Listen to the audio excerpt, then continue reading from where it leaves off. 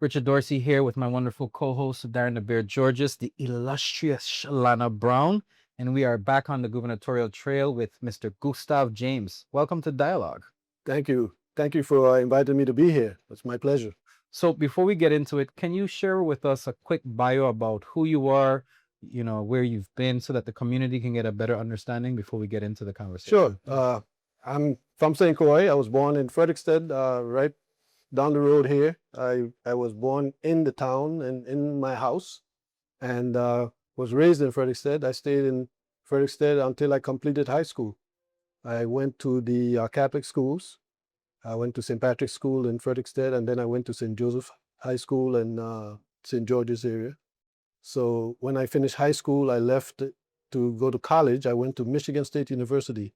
I received scholarships both from Hess. I was one of the first Hess scholarship recipients in 1972.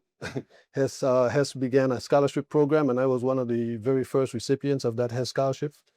And I went to Michigan State University to study mechanical engineering.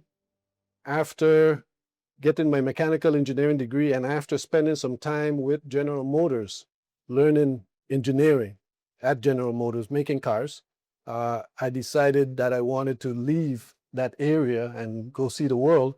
And I found the best way to do that would be to accept this offer I had from a major international oil company.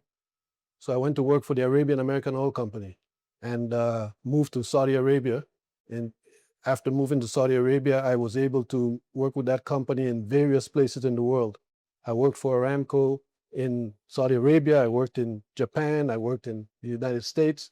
So I was able to get around the world very effectively working for Aramco. I stayed with that company for 10 years, a little over 10 years. When I got back to St. Croix, was right around Hugo time, right before Hugo. I got back to St. Croix, and since that time, I've been in my own private business, except for accepting a position with the MAP administration in 2015. Well, I began in 2015. His election was in 2014, but I started as a Commissioner of Public Works in January of 2015. I stayed with the MAP administration until 2017, middle of 2017, and then I went back to the private sector. And in the private sector, I do both engineering and construction. So I'm both a registered engineer and a general contractor. So I've done a number of projects around this territory, both in St. Thomas, St. Croix, and St. John.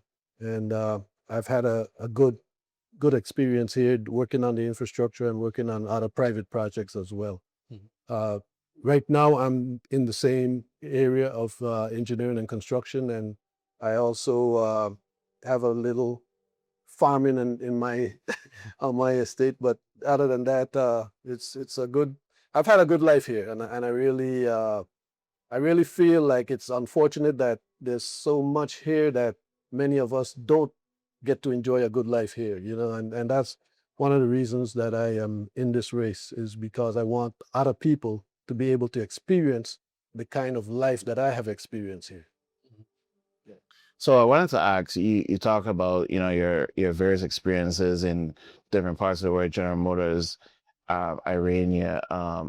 What could you say in those life experiences shape you to be where you are, where you study, where your intention is to run for higher office? The reason I decided to run was not because I just wanted to be governor. It's not my desire to just be in the governor's position. That's not something that I felt like I needed for myself. But what I feel is like, and what I observed is that the problems we have are not being solved. I see the problems continue year after year, the same problems and different people, but with the same type of approach to these problems, and they're not getting them solved. And I'm to the point now where I said, let's solve these problems. And that's what I do. I solve problems. That is my business. My business is problem solving. And I believe that me and Mr. Bennett, my running mate, I believe that we can solve these problems in the Virgin Islands. They're not new. They're not different. These are problems that have existed around the world. These are metrics that we can compare ourselves to so many other places in the world. And we have examples of places doing better than us in every category. So it's not difficult to find a solution, but I am one of those people who can find the solutions. One of the things that I believe is that the outputs are a result of the inputs, and I think we have to recognize that. I think sometimes our people look at unfavorable outputs and wonder why. Why? Oh, it No, happened. yeah, what happened? No, it's a result of our inputs, Yeah. and so we need to recognize that and deal with that. So before we get into the VI, a little bit more about Mr. James. You've had experiences with Aramco, engineering, infrastructure. Are there any specific like jobs or job related experiences you could say, man, this situation is preparing me for that? Whether it Okay. was in your oil experience or your private consulting, what are some of the memories that you have from your previous profession? I think that the thing that really makes me confident that I can solve the problems is the fact that I've always, most of the time, been responsible for projects. And when I say responsible for projects, I mean I would be given a budget and a time frame and a basic scope of work, and I'm told, get it done. Mhm. You get it done within this time and get it done within this budget. And that's what I've always done. And that is always met with various problems. Problems will come to you every single day. And every day, I just focus on those problems and solve them and keep moving. What was a specific problem you remember from either in the oil fields or in I can talk about problems in terms of in a day. Hmm. You'd have, and I'll tell you the truth about problems. Like in my position as being the project manager, I'm responsible for making it happen. I arrive at my office in the morning, and there's a group of people like how we're sitting here, but there's a line of people waiting for me because they've got problems. There's a guy that needs to get a tank installed, but he can't get the permit. Or there's somebody that needs to get some equipment, but there's no equipment like that anywhere in the country. There's somebody that is got a scope, but they don't have enough funding in that part of the budget. So every day I would be faced with problems like that. And I'll tell you something about solving problems I learned along the way. Most of the times I've had to solve these kind of problems, the answers exist right in the minds of the people who have brought me those problems. So, the very people who have come to me and, Mr. James, I've got this problem and you got to help me solve it and you got to solve this problem. All I have to do to solve the problem many times is to open up that person's mind. I have to talk to them. I have to figure out what is your problem? Why do you think that there is a problem? And by the time we get done with this investigation and it's now time to assign the solution, most of the time, I would say maybe like 75% of the time, the solution was really in that person's mind already. It's just that they didn't know that it was a solution, or maybe they didn't have the confidence that they knew the answer. So it's all about communication. It's about being willing to face the problem. And like I said, once again, the problem usually, the result comes from the inputs, What and are so we some have of to the keep working. social and civic issues you think are pertinent that maybe you have worked on with civic groups or social groups here in the Virgin Islands? You spoke about an organizational way, but what are some of the social things that you see that may need policy or don't need policy? Maybe Right. is the working that we can do ourselves as regular citizens? Well, a lot of social things that I focused on a lot is the young people, because I feel like we miss out a lot on the potential of our young people. And in my position as being able to hire many young people, like when I had 400 people in the refinery here, for example, I was able to hire many young people. And when I hired these young people, I had to deal with the social or the community type of issues that they have. I would have young people come to work or not come to work, sometimes missing work or coming to work unprepared to work. So I had to establish good systems, because I don't hire you, and I would tell these young people this. I say, I didn't hire you to fire you.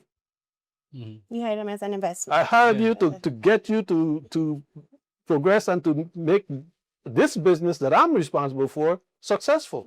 So I'm not trying to fire you. I'm trying to get you to perform in a certain manner. So we have to deal with some basic things. You know, I would have to deal with basic things like you got to show up on time. You know, you've got to show up on time. And when you show up here, you have to be prepared to work.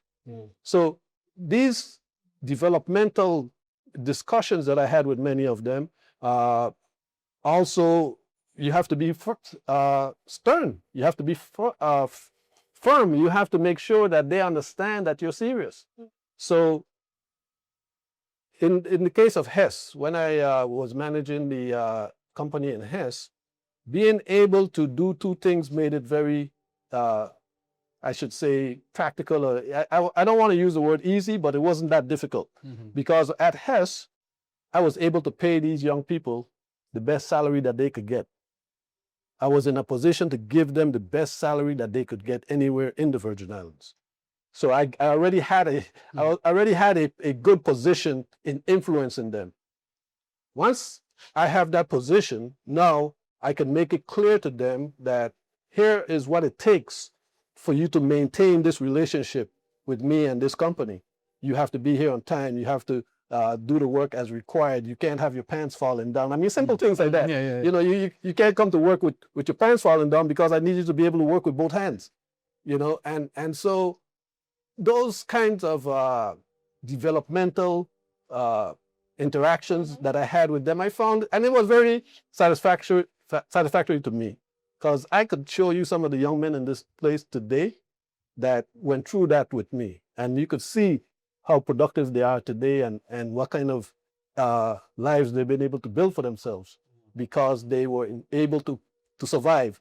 Now, not all of them survived the process. Some of them would have to be terminated at some point because they didn't pick up on the needs. But the vast majority survived. So I like that you touch on young men. Do you see any social issues right now that really pulls on your heartstrings in the community? Is it the young men? Is it the state of like relationships, intergenerational respect? Are there any social issues you see that are a priority to you? Oh, very much so. I find that especially the young men, they are in a situation where there's a lot of violence right now, and they are not able to resolve many issues without violence. And so what we have right now is a situation where the young men need to have options. What I mean is that we have like a dropout problem. We've got young men dropping out of high school. You drop out of high school and then you hang around, stay up late at night, don't get up in the morning until 11, 12 o'clock at 12 noon to get out of bed. Things like that is not working and it's never going to work for us. So I find that troubles me. That troubles me a lot. And I think that there are direct solutions for that. And I don't think that it's okay. It's not okay for us to have a young man decide at the age of 16 that he's going to drop out of school, young man or young woman, but most of the problem is mostly with the males. They can decide at 16 that they're not going back to school, and the law allows them to stay out of school from the time they're 16. However, I feel like we should have a very strict program that makes sure that if you're not in this school here, you're doing something else that we, the community, considers a positive thing. You can't drop out of school at 16 and decide you're going to sleep on your grandmother's couch until noon every day. It's not acceptable. I would not accept that. So I wanted to ask, go further in that question, right? Because we talk about idle use. That's basically what we're talking about. If in you seeking this role, what would you do specifically to address that issue? Because we can say, yes, we need to stay in school, but we've seen that maybe the school path, the straight to college path, may not be the best for all men, right? What would you do if I wanted this position to better that? Right. Now, of course, I believe that the real solutions come from a much younger age. I believe that we have to start working with our children from the time they're born to get them to the place where we want them to be. But for the people who are already past that, for the people who are now 15 or 16 years old, I would have to give them some opportunity as well. Because here I'm saying, okay, here you are, you're 15 years old, you're 16 years old, you want to drop out of school, or you have already dropped out of school. I'm going to give you an opportunity. That means I'm going to give you a job. That job is going to give you a salary, but you're going to have to meet the requirements of that job. And that works in most cases. When that salary is there and you give them that performance requirement, you can accomplish it. So, in what ways have you been engaged with career and technical education board members or any educational platforms? Because as well as getting persons employed, there is also still a building up of that person, right? So, how have you engaged with those organizations to see some of these pipelines become stronger so we can have a more diversified pool for our young people to be in all sorts of facets of jobs? Right. And I worked, I was once on the board for the vocational school. Okay. And of course, that board wanted me to give them input about how to get these young people industrially trained, how to become pipe fitters, how to become welders, how to become carpenters and masons. And actually, my biggest advice to the vocational school was, yes, I want to have them trained in these skills, but you got to make sure that they can read and write first. Of course. And that was not that simple. There was a number of young people who could not read and write at the level required to, for example, understand the safety instructions on different materials that we handle in the refinery. You have to be able to read it and understand it. And if you can't do that, you can become a hazard to yourself and to others.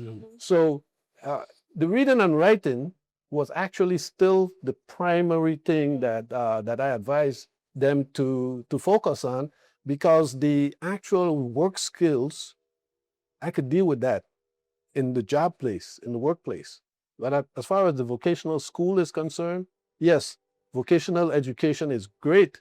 In fact, I think that vocational education is good for every student. You know, the student that wants to become a scientist, the student that wants to become an engineer, the student that wants to become a medical doctor will learn from taking a class in carpentry. They always say that trade is actually really even harder than a regular or standard track, because it makes you think in all kinds of interdisciplinary ways rather than, you know, in a liberal sort of way. Right. And so they always say that trade is actually even harder. Industrialized jobs are even harder. It's harder in the sense that you have to get the answer right, and the mistake is right in front of you. You know, if you try to build a table and it doesn't square up, or if it doesn't have the right height, you're going to have a problem, and it's going to be visible. It's going to be visible right in front of you. And so the trades, but I tell you, the trades also, for the person who is not going to be a tradesman, but the trade helps you to do things like math. You know, how do you add fractions? How do you add 1/4 to 1/3? You know, a lot of young people cannot add 1/4 to 1/3. Well, it's a deficiency that we're having, like, nationally. You know, because they don't have the same common denominator, right? So you got to know how to fix that and add those two fractions. And so, but having to do a trade like carpentry, you sometimes have to learn how to add 1/4 to 1/3. And so the young people that take these trades, they become better in everything. Become better in all their skills. Do you have any diversification plans? You talked about the oil refinery a lot. We've just heard, like, you know, that there's plans for you know, wind panels to be placed in the vicinity of the area.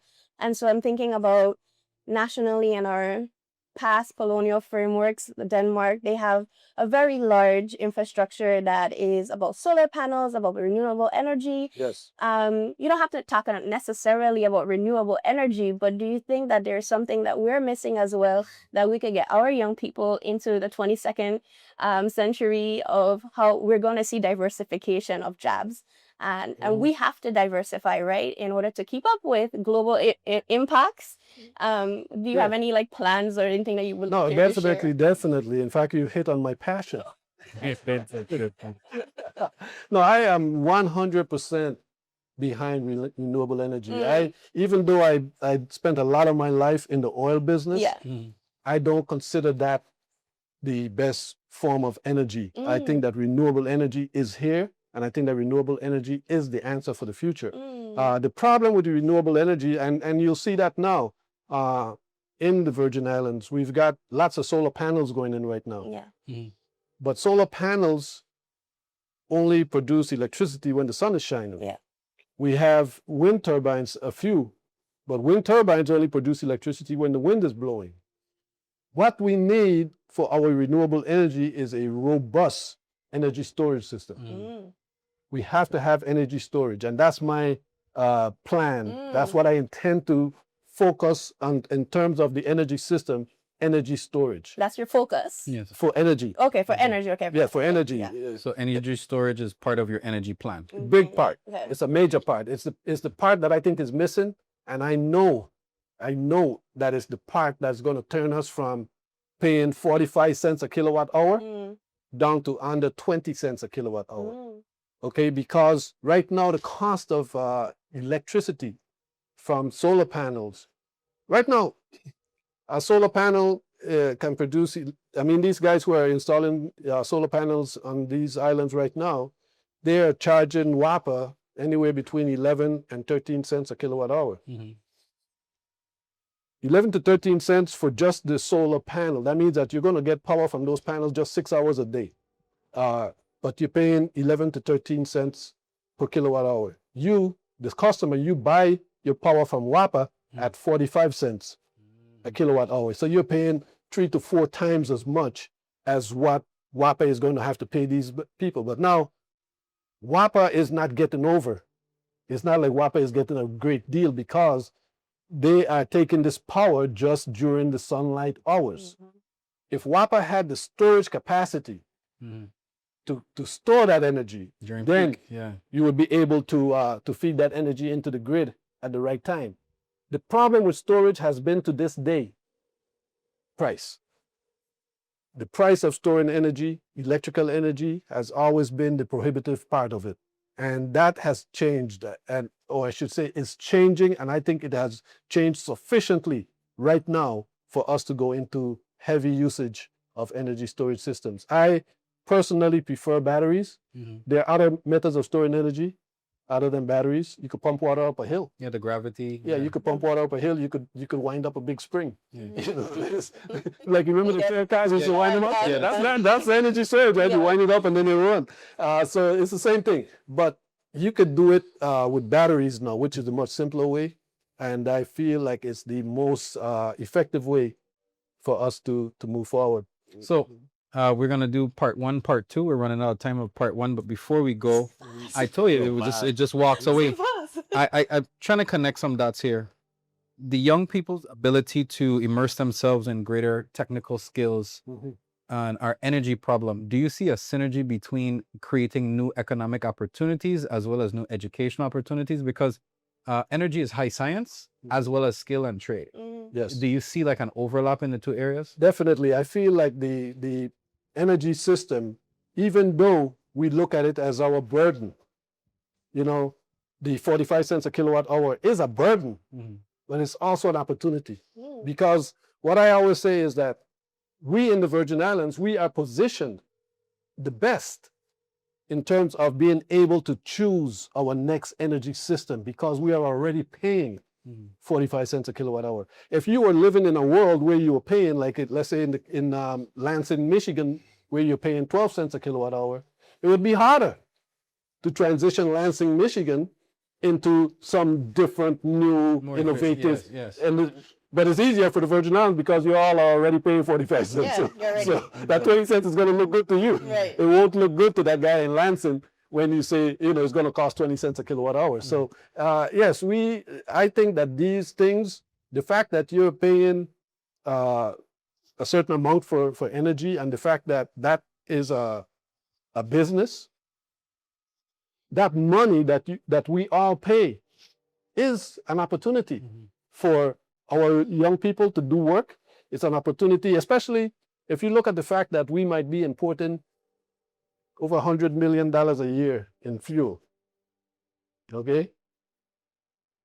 I think it's over that, well over that.